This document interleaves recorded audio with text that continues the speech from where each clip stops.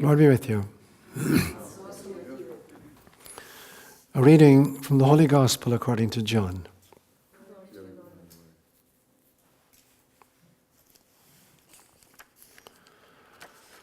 Before the feast of Passover, Jesus realized that the hour had come for him to pass from this world to the Father.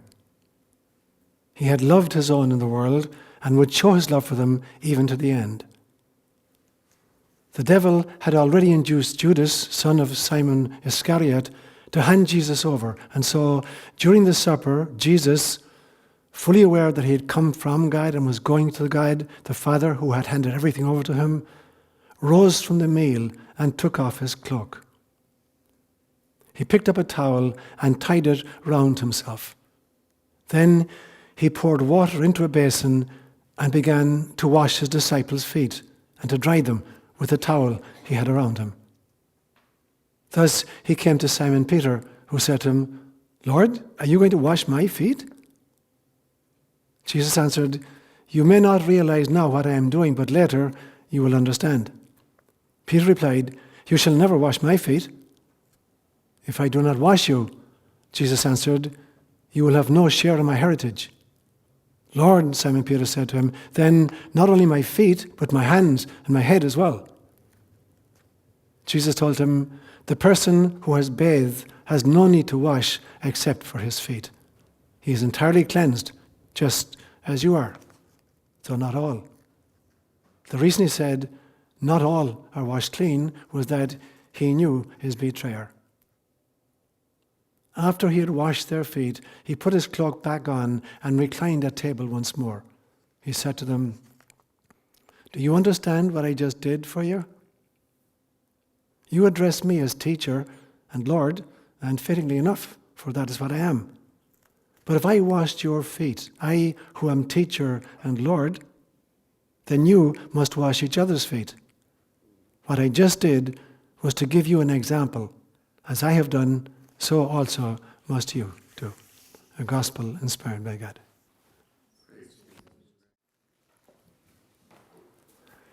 In order to understand the Eucharist, we first have to understand the last meal that Christ had with his disciples, the Last Supper. And in order to understand the Last Supper, we need to understand the Seder meal of Judaism. And in order to understand the Seder meal of Judaism, we first have to understand the first Passover recorded in the book of Exodus. So in actual fact, when you understand Eucharist, you put them side by side with the Exodus event. It's a record of the radical transformation within Judaism of the message of Jesus. So what I present over the next few minutes is not a comparison between Christianity and Judaism. It's showing the evolution of this spiritual system, because Jesus was totally Jewish. He did not come, I believe, to found a new religion. He came to transform the religion of his birth, or the spirituality of his birth. He was bringing it to the next stage. And when you study the history of Judaism, Judaism reinvented itself many, many, many times in its history. So, for instance, for thousands of years, Judaism was a polytheistic system. When you go back to Abraham, for instance, Abraham was a polytheist, but he was following a particular God called Yahweh, but he believed there were many, many gods. Moses also was not a monotheist by any stretch of the imagination.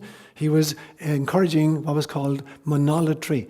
Monolatry is the realization that there are many gods, but we've made a covenant with a particular God, and we're agreeing to worship only that one divinity. So they're making a covenant between a particular God called Yahweh and a particular people, the children of Abraham. But they did not believe, Moses did not believe that there was only one God. In fact, the whole story we just heard of Exodus is actually a war between a particular God called Yahweh and the gods of Egypt. And even the very first commandment that Moses gives is, first, I'm the Lord your God. You're not allowed to put other gods in front of me. This Yahweh is not saying there are no other gods. He's saying there are lots of gods out there, but I'm making a covenant with you guys, and you're not allowed to put any other divinity in front of me. So Moses was not a monotheist. He was into monolatry. Judaism would be another 700 years after Moses before Judaism became monotheistic. And they did so under the influence of Zoroastrianism, Between 587 BC and 529 BC, the last two tribes of Israel were taken into exile by the great Babylonian Empire. And during that period of time, they came under the influence of the great religion called Zoroastrianism. And Zoroaster had reduced the entire pantheon of divinities down to two gods, a god of light and a god of dark. A god of light was called Ahura Mazda, and a god of darkness was called Ahriman. And Judaism was hugely influenced by this. And when they came back into the land of Israel in the year 529 BC, they brought a lot of this thinking back with them. And in fact, all of the wisdom literature, the Bible is divided into three parts: the Hebrew Scriptures, Tanakh, T-N-K, the Torah, which are the first 5 books of Moses, the Nebi'im, which are the prophets, and what are called the writings, the Ketubim. And these Ketubim, the writings, are hugely influenced by the existential philosophy of Zoroastrianism. In fact, it would have a huge influence subsequently on the writings in Judaism and on the Essene movement within Judaism.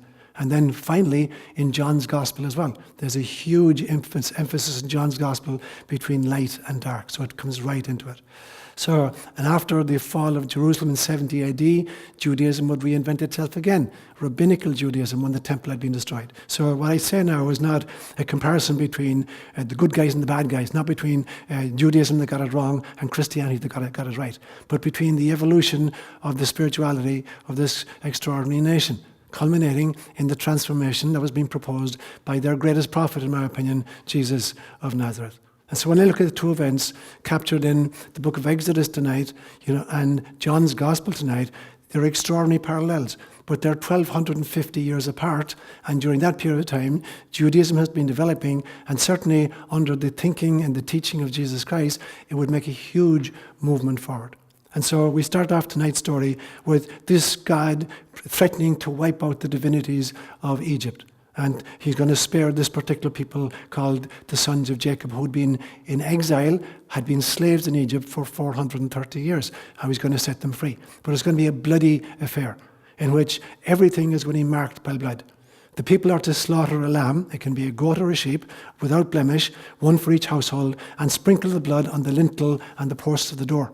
So God is going to send the angel of death into Egypt and kill all the firstborn, both of man and of beast. Now, imagine what that scene would look like if it were a real scene rather than a story. There would be households and there would be several generations. If I'd been living at that stage, I'm a firstborn child of my parents, and my father is the firstborn child of his parents, and his mother is the firstborn child of her parents. There would have been 3 of us dead in that household alone, not to mention the chickens that we had. And so there would be just utter slaughter.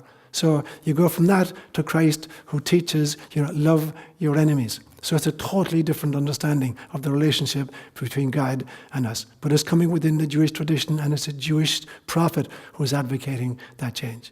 They're going to slaughter a lamb, but in some senses, Jesus is going to volunteer to be the lamb. And instead of the firstborn of the Egyptians being killed, Jesus in some sense is going to offer himself as the firstborn, to take on this.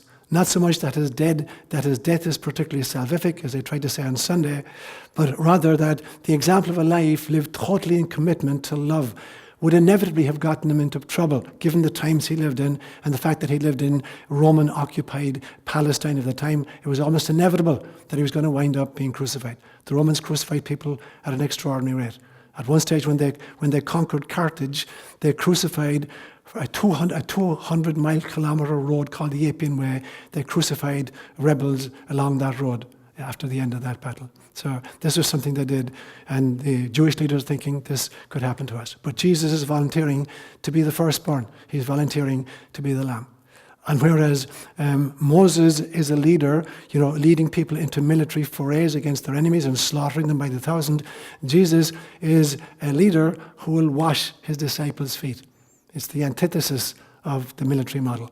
And in fact, the story we celebrated on Palm Sunday just gone by, again, Jesus was, it was a counterpoint to what was happening among the Romans.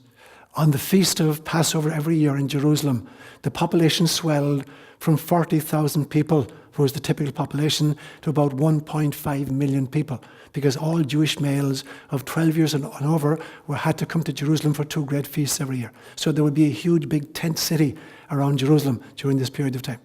And the Romans would march very, very symbolically from Caesarea Philippi. They're placed on the coast into the western side of Jerusalem, through the western wall, through the great western gate.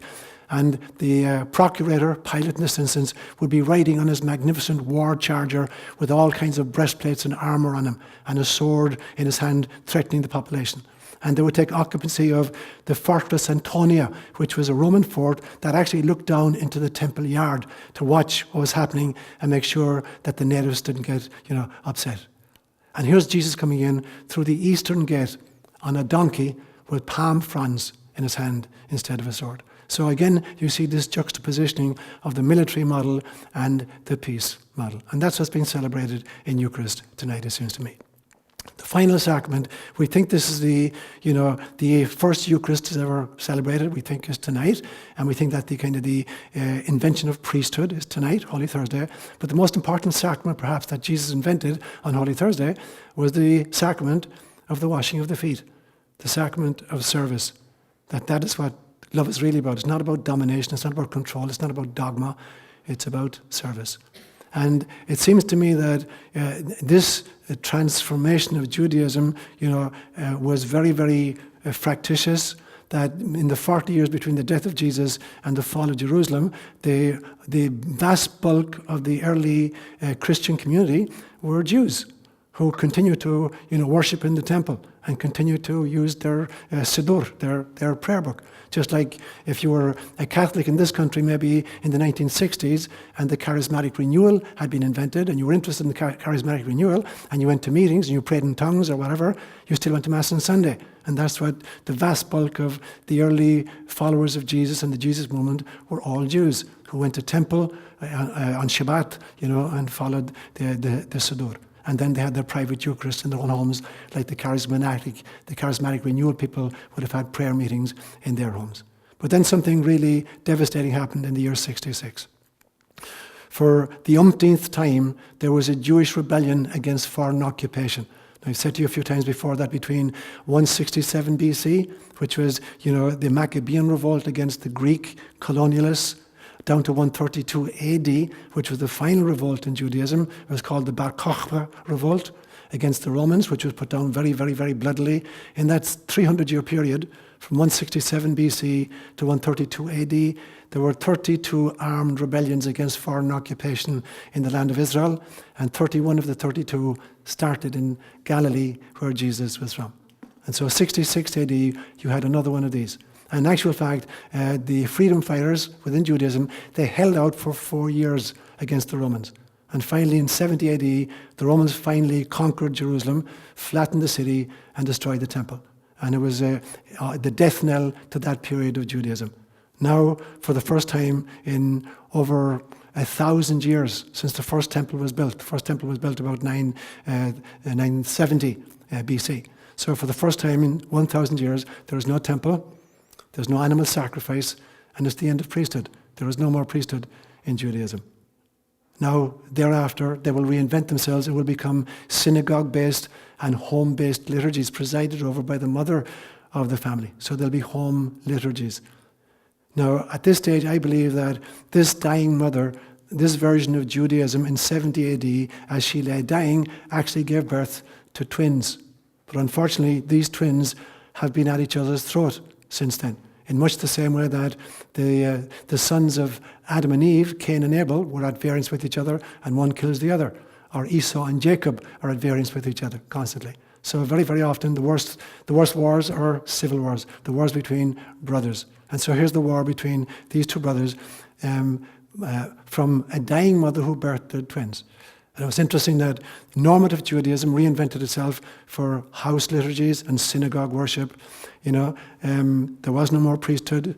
There was no sacrifice anymore. Animal sacrifice was gone. All sacrifice was gone. And the temple was destroyed. It's never been rebuilt. In some senses, the other wing, what would subsequently be called Christianity, began to revive these. They invented a new form of priesthood. They invented a new form of sacrifice, except it wouldn't be animal sacrifice. It would be Eucharist. And finally, when they were in a position to do it, they would rebuild their own temple, what we now call the Vatican in Rome. And so in some senses, here are the two offshoots of a dying mother. And the pity is that they've spent, nearly 2,000 years vilifying each other And certainly Christianity has been the major culprit, because Christianity became hugely successful politically and militarily from the year 313 AD onwards, when the emperor, allowed Christianity to be a state religion, and they took over the reins of government. When Constantine moved the empire from Rome to Constantinople, the Catholic Church took over the reins of government, and all the titles, like Pontifex Maximus, the Supreme Pontiff, that was a Roman imperial title. The dioceses and the parishes were jurisdictional areas of empire. They took over all the reins of government, and from then on, they began to vilify, their own origins. And for 1600 years, there's been a virulent form of anti-Semitism at work in our world, for which, unfortunately, the Christian scriptures are largely, responsible. So if there's any prayer I would make tonight on this celebration of Jesus' last, celebration of Seder, where he's trying to transform the sacrifice from a bloody sacrifice to a sacrifice of spirit and a sacrifice of heart, from physical bloodshed into forgiveness of the enemy, it's long since overdue that we begin to look at the ways in which we as a Christian community, have created bloodshed, whether it's anti-Semitism or crusades or inquisitions, and to begin to look at the log in our own eyes as Christians and start creating a real liturgy of peace, to begin walking seriously in the footsteps of the Master. I think the two greatest sins ever committed against Jesus Christ were, in some senses, that Judaism failed to recognize its greatest prophet ever, Jesus, and that Christianity vilified Jesus' own people and used a made-up story in order to crucify them for the last 2,000 years. So the Eucharist tonight for me is dedicated to some kind of reconciliation between these two children of a dying mother.